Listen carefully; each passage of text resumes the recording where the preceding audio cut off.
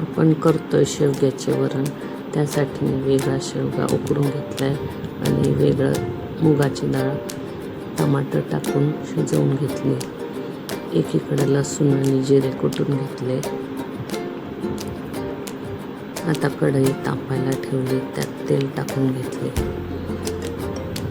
इथे खोबरे किसून घेतले आणि अद्रक किसून घेतले. आता तेल गरम झाले, त्यात आपण मोहरी आणि जिरे टाकून घेऊ. ते चांगले तडतडले की आपण कढीपत्ता टाकून घेऊ.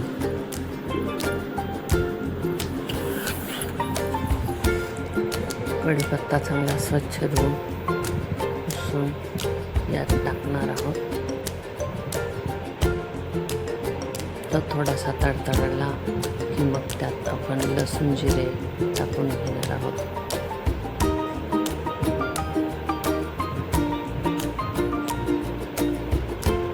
तर हे लसूण जिरे थोडेसे गुलाबी झाले त्यानंतर आपण खोबऱ्याचा किस आणि अद्रक टाकणार आहोत.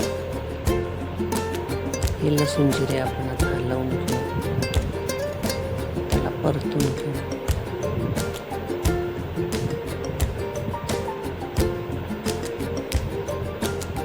लसणाचा मस्त वास सुटलाय, कढीपत्त्याचाही वास सुटलाय. इथे आपण खोबरं आणि अद्रक किसलेले टाकत आहोत. त्यालाही आता छान परतून घेऊ. त्याचाही घमघमाट सुटलाय आता खोबऱ्याचा आणि अद्रक किसलेल्याचा. आता आपण सांबार मसाला 3 चमचे टाकून घेऊ. हळद आणि तिखट 2 चमचे टाकून घेऊ. हे सर्व आपण परतून घेऊ फोडणीत.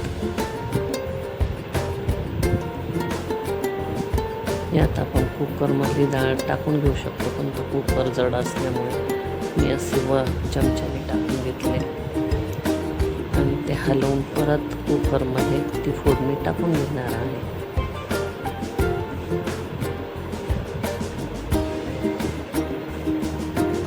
छान परतून झालाय मसाला डाळीत. आता आपण ते कुकरमध्ये टाकून घेऊ.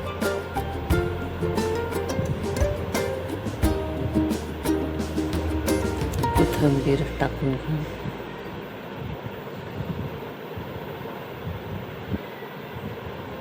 आणि गुळही टाकून घेऊ.